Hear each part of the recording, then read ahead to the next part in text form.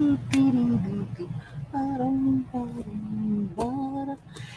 kia ora, Helen Brahms taking me live from Sun City in Arizona. Hope you've had a super fantastic, sparkling day. It is Winning Wednesday.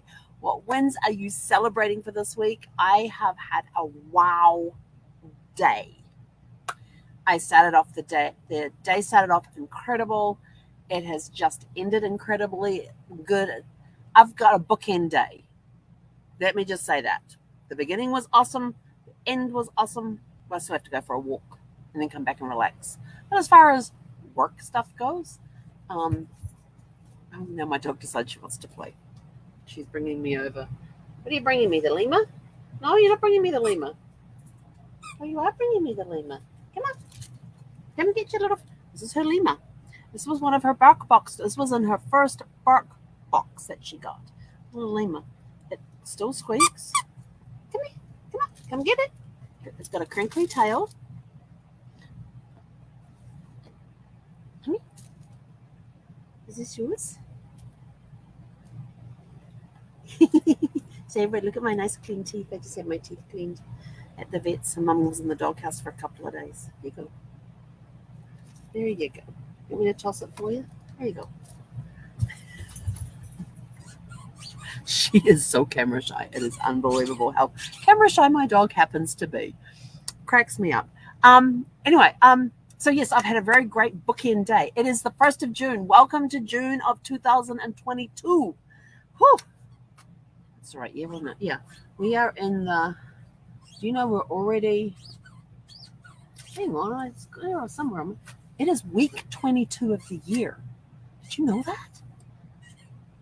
This year's gone fast. But anyway, there's been lots of wins along the way. It has been amazing. So how was your day? What wins are you celebrating? Let us know in the comments so we can celebrate with you. Scrolling across the bottom, we're still talking about Networking Riches, which is happening this weekend. It is going to be amazing. They have revamped it. So I don't know all the changes that have taken place, and I can't wait to get in there and see what changes have taken place. It is going to be incredible. It's going to be just a mind-blowing weekend. They always are. And last month, May was the I can't remember the exact date, but I'll go look it up later on. But May, we celebrated the 8th anniversary of Networking Riches when Casey's very first Networking Riches was in May of 2014. And he promoted his Platinum Inner Circle there, which is his mastermind coaching program. And the very first pick, which is Platinum Inner Circle, meeting was held in June of 2014. So we've got an 8-year anniversary coming up this month for the Platinum Inner Circle, which is going to be amazing. So it's been an awesome day. When I realized that, I was like, oh my gosh. And then, this morning started off with an incredible wake-up call. They had a guest in there that talked about sales funnels and the wording that you use to help convert, like what the headline should be, what templates should say, that sort of stuff. It was just like, so that was a good one. And I got off that, and I'm sort of like still coming down from it. I was eating breakfast, and then I suddenly realized what the time was. So I went to call my accountability coach, and she called me first. So I was like a split second away from hitting that button to call her. So she said, well, I can just wait till you call me. I said, absolutely not. I said, I just like having a race to see who gets to that button first. But accountability is key if you want to get ahead in business, get ahead in life, because if you don't have anybody to be accountable to and account honorable to, then how are you going to get ahead in things? How are you going to, by having that other party that you are accountable to, then you get things done. You really do get things done. And things can move along at the fast pace or a slow pace, whatever pace it was, as long as you've got somebody to be accountable to, then things will get done. Because if you've got, you go, oh no, I've got to tell them that I didn't do this, and I didn't do that, and I didn't do this, and my goals for this week are this, and this, and I'm not sure if I didn't get them last week, and so now you're all worried because you didn't get the goals. But if you have to talk to somebody and you have to tell them that you didn't get a goal done, you didn't achieve a goal this week, and or if you missed a goal, like if you set a goal to do 20 prospecting calls and you only got 15 done, you know, why? Now you got to go and tell them I didn't get my 20 done, but I did get 15 done, or I got 15 calls done. I didn't make my goal of 20. Because there could be something that's holding you back, and the accountability coach is there to help you and talk through. Okay, you didn't get the 15.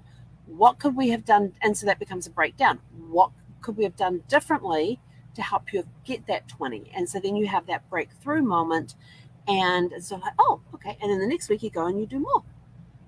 So it's always good. Whereas if it's just you by yourself, it's like, oh, well, I only got 15, didn't get the 20. Yeah, that's okay. We'll go for 20 next week. And then you're sort of like, and inside you're going, yeah, no, we won't. But if you've got to be accountable to somebody for that, it's a completely different attitude that you have. So I love my accountability coach. And so then after that, it was onto the chat. Had a great day on the chat. Had a lot of fun on there today.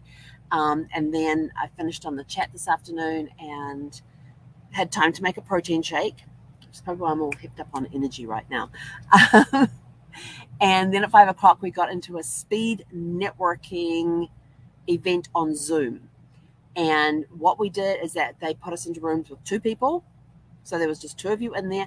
And we had different ways of picking out who went first and all that. You had 6 minutes. So it was basically 2 minutes to talk about your stuff, 2 minutes for them to talk about their stuff, and then do a 2-minute wrap up. It went fast. We got 10 breakout rooms done, rounds of breakout rooms done. It was awesome. I got to meet some amazing people. I got to meet with people that I already know. So we just chit-chatted for the 6 minutes. What's new, what's going on. And then we got to meet new people as well. So it was a really good time. So I've just got off that on a high, and they said they would finish at 7 o'clock, and they were right on the money for that one. Zeffie's wanting to go for her walk now. So as soon as we finish this, we will be going for our walk. Because it's like 97 degrees outside right now, but the sun is now no longer coming over the building, so we will be in that cooler, sun's gone down temperature. Yay! It means reflective vest on. That's okay. I have no problem doing that. But yeah, it's been an awesome day. It's just been one of those days you can look back on and go, yeah, that was a great day. And yes, out of that, I have this to do and that to do, and that's where this idea came from. So yeah, I'm looking forward to and I have ideas. I mean, even talking with people, I got ideas on things. And even if the idea had absolutely nothing to do with what they were talking about, you never know where inspiration is going to hit you, or it could be just a word that they said that triggered an idea, and I had to quickly scribble it down so I can now go back to my notebook and go through and take that idea and put it into whichever journal it belongs in.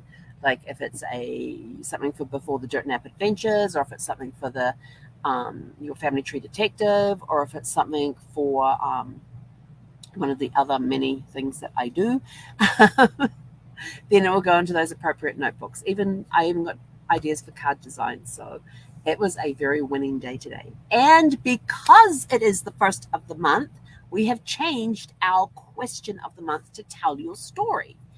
And our new question for June, so the Tell Your Story question for June is, how many schools did you attend? What were your favorite subjects? And what were your least favorite subjects? And why? Whew, that's packing a lot of information in there. How many schools did you attend? I attended, if I don't count community college when I got here to the States, in New Zealand, I attended 9 different schools. 9. I had 6 elementary schools, 2 middle schools, well, we call them intermediates in New Zealand, 2 middle schools, and 1 high school. And then when I got to the States, I went to Northern Virginia Community College and got 3 associate degrees at once in hospitality management, hotel management, and restaurant management. And from there, I went and worked with Marriott for 10 years. After I graduated in 2000, I then went and worked for Marriott for 10 years. So those were the schools I attended. My favorite subject was always English. I like writing. I like creative writing. I love reading. Yeah, I love reading and I love writing. So those were exploited in English, which was one of my favorite subjects. I love that. And What was one of my other favorite subjects? Oh, social studies. Because social studies, I got to learn about different cultures, about different countries. I've had a huge love for travel for years. Our parents instilled the love of travel into us kids, taught us how to be travelers rather than tourists. The difference between a tourist and a traveler is that you can spot a tourist from a mile away, just in the way they dress and what they're carrying. They stick out like a sore toe. Whereas if you're a traveler, you like to blend in. Yes, you may want to go see the known sites. Like if you're in Paris, you may want to go see the Eiffel Tower, the Louvre, the regular sites there. But a traveler is somebody who wants to get off the beaten path. They want to go hang out where the locals hang out. They want to shop where the locals shop. They want to experience the culture of the country. Brad and I did that when we were in Budapest for we got to spend 3 nights in Budapest. It was awesome. We would get down there. We had these passes that they were city passes, and it cost us like $70 for the two of us, I think it was, US dollars, for a 3-day, for a 72-hour pass. We could go on any of the transportation systems. So we could do the trams, we could do the buses, we could do the trains, any of their public transportation system. We could go anywhere in Budapest with these passes. We got free admittance into some museums, and that we got discounted admittance into other areas, into other things. We had a whole little booklet that came with it with coupons and everything. But we spent the days. We would go down, get on the trams, and we went down to the market one day. And the market is this huge warehouse, and downstairs is all food and produce and fresh meat. And upstairs they have this like walkway that goes around the top up there, and it was all the local craftsmen were up there. But people would come, and there were places that you could sit up there as well, and we would sit and we just people watch what was going on down below. And you could get different spices from there as well. We brought back some Hungarian paprika. We got a spicy one and a sweet flavored one. No, smoked and sweet and spicy were the two that we brought back. They came in these really cool little cans, and they each had these little wooden like spoons in there for them. We had a lot, and we went to this bakery, and we each got one bakery item, and that literally became our lunch because of the size of the things. I had what did I have? It might have been like a custard square in New Zealand, but the thing was, it was like a chocolate eclair thing. It was like about this tall. I kid you not. It was about this long, and it was about this wide, and it was full of custard and cream and flaky pastry and chocolate, and it was absolutely delicious. I still remember the taste and the lightness of the pastry that was on there. And that was my lunch one day, because after I ate that, I had no room for anything else. It was just a great place to go, and a lot of people would come in, a lot of the locals would come in and do their local shopping there to get the fresh meats, to get the fresh produce. And so we would just sit up there and just watch them. And we went through all the art stores and all that. We walked around artisan stores, up the booths up the top there, and looked at all the different crafts and everything else. But we also walked around downstairs too, and it was just a nice atmosphere. And in the evenings, we would go down to the Christmas market, and in the evenings, it was a completely different atmosphere. It was all the locals were down there for dinner and everything, and there were a lot more booths open in the evening for the locals than there were during the day for the tourists, which I thought was interesting, that there was more open in the evening than in the daytime. And very few tourists were in the area. It was mainly locals, and we got to hang with even though we couldn't speak the language. It was just that feeling of being part of a community. Even though we didn't speak the language, we still felt like we were part of the community. And just people watching was a very interesting thing to do down there, and just absorbing what was happening and everything else. So how did I get onto that when I was talking about English? Oh, social studies, that's right.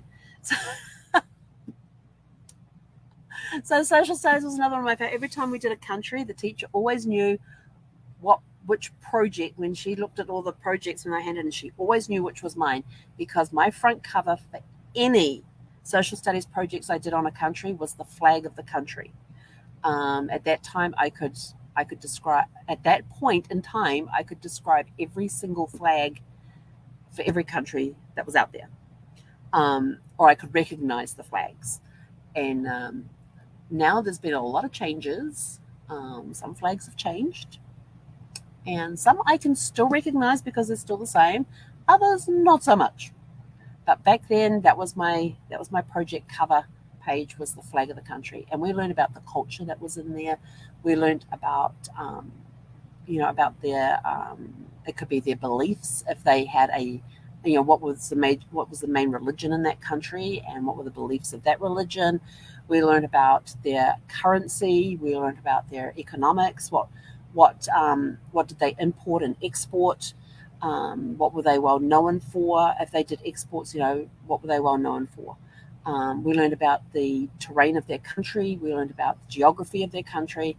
It was very in depth. It was really cool, and we got to do different assignments along the way. And then we had one major project at the end to turn in, and that major project was made up of all the little assignments we'd done along the way, plus questions that we had to go and answer, and then we had to put it all together and put a cover on it. And my cover was always the flag of the country.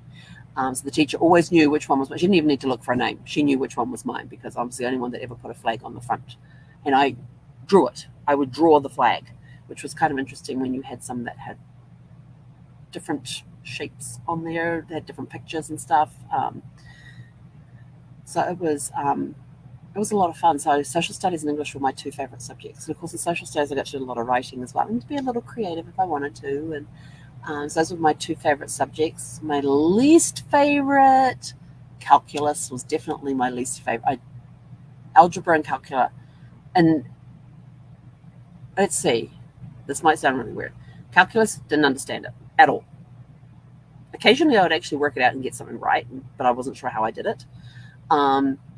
We did do algebra in my second to last year of high school, and didn't really get that.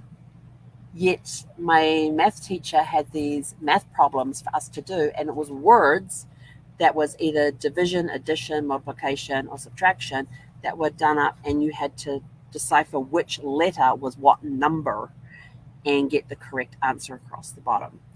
So I loved doing those sorts of puzzles. I love puzzles, period. If I had a class on puzzles, I would have been happy. Surprisingly enough, for somebody who doesn't really like math that much, accounting was one of my top subjects in school. I loved accounting. Don't ask me, and yet I don't like math that much. But in our final year of high school, second to last year of high school, algebra, did not get that. Yet I managed to get through trigonometry and geometry. Absolutely loved those. Go figure that one out. Sines, cosines, tangents, loved them. Next step up from those was the calculus side. Didn't understand it. Can't explain it. Love statistics. Yes, yet I don't like math. It's not one of my least favorite subjects. Yet I had areas of math that I did enjoy. Computer programming was fun. Those were in the days where you had to sit there and you had to write lines and lines and lines of code, and hope like hell you didn't mess up somewhere along the way. We would have magazines that would have the program written out, and you had to literally copy every line in there and hope you got it all correct, because you basically had no way to save anything except for on a 5 1/4 inch floppy drive, floppy disk, the 5 1/4 inch floppy disks, and I hope it fitted. And then at the end, you hoped it did what it was supposed to do. But I loved computer programming. Yeah. So there's some things on the science sides that I enjoy. Physics, I enjoyed physics. We got to play. They had the classroom area, and then across the hall from the classroom, they had the practical area. I guess you could call it that. You'd go in there, and they would have like the flywheels, and they had this table where you could watch wave movements. Watching how, if you did this, the ripple effect, or if you did this, you get the wave motions. They had all these different motion things that if you bang, with the kinetic energy type of stuff. They had all these like toys that you could go in there and play with for physics. So you'd be working on one area of physics, like, okay, let's go next door and put this into practice. And so you would see it, and you had to work out how to set up different things so that you could get that chain reaction going through. Think of like dominoes falling, setting up the dominoes and having them fall. We used to do that with things that were on wheels, with balls, and we had to come up with, and you see these people that do all these things where, this piece swings around, it hits this, when you hit that, the ball starts to roll down this way. When the ball hits this happens. And so were learning about the reactions of things, that if we did this, the kinetic energy transferred to this, and it did this. And so it was a fun room to play in. It was a fun room to play in. I was the only girl in my physics class. It was an elective. It wasn't a compulsory one. I was the only girl in my physics class, so I had fun with the guys. We just put our heads together, and the guys had these strange thoughts about things. And then you had me fly by the seat of my pants type of person who would turn around and go, well, what happens if you do this? And they're like, no, you can't go do that. And yet it would go and work.